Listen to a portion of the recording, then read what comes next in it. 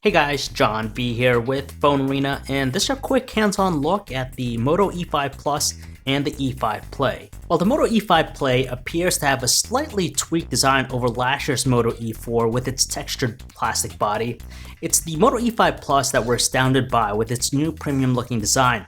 It has a lot of similarities to the just announced Moto G6 Play, because it is sporting a slick 3D polymer glass body with curved edges.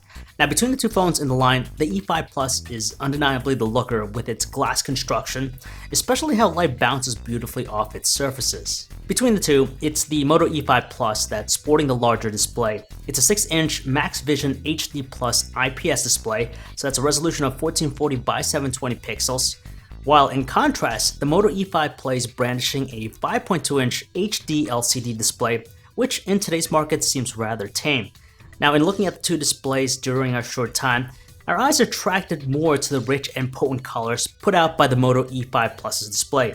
It really grabs our attention, more so when it's placed side by side to the dull tones produced by the E5 Play. Diving into the software running on the two phones, they're both running a mostly stock Android 8.0 Oreo experience. So if you're a purist, you'll be happy to see that out of the box. Naturally, being Moto branded smartphones, you can expect to find many Moto signature features that we've come to appreciate, like Moto Actions and Moto Display.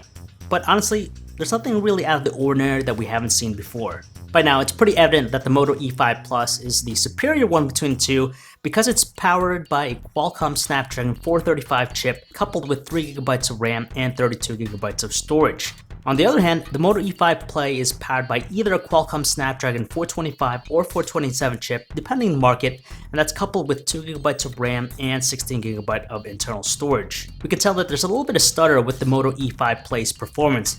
So small things like that might annoy you, then you might want to stick with the better response of the Moto E5 Plus. Shutterbugs that crave features and better results will want to stick with the Moto E5 Plus because of its 12 megapixel camera, which features an f2.0 aperture, phase detection autofocus, and a slew of shooting modes that include HDR, panorama, manual, burst shot, best shot, and even slow motion. Oppositely though, the Moto E5 Play is only accompanied by a paltry 8 megapixel camera with an f2.0 aperture lens.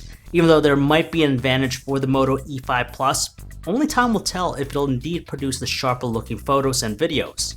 Now, in the battery department, it's pretty astounding to know that the Moto G5 Plus is carrying a monstrous 5000 mAh battery cell. It's the largest out of the bunch announced this time.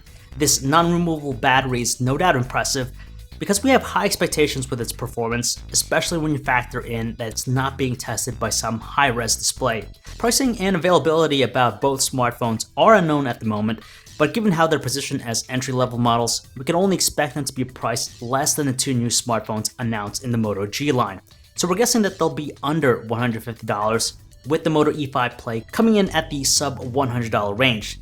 They'll be sold on lock, of course, but here in the US, you can surely bet that they'll be available in some capacity as prepaid options. So if you guys want to learn more about the Moto E5 Plus and the E5 Play, you can check out our website, PhoneArena.com. This is John V, signing off.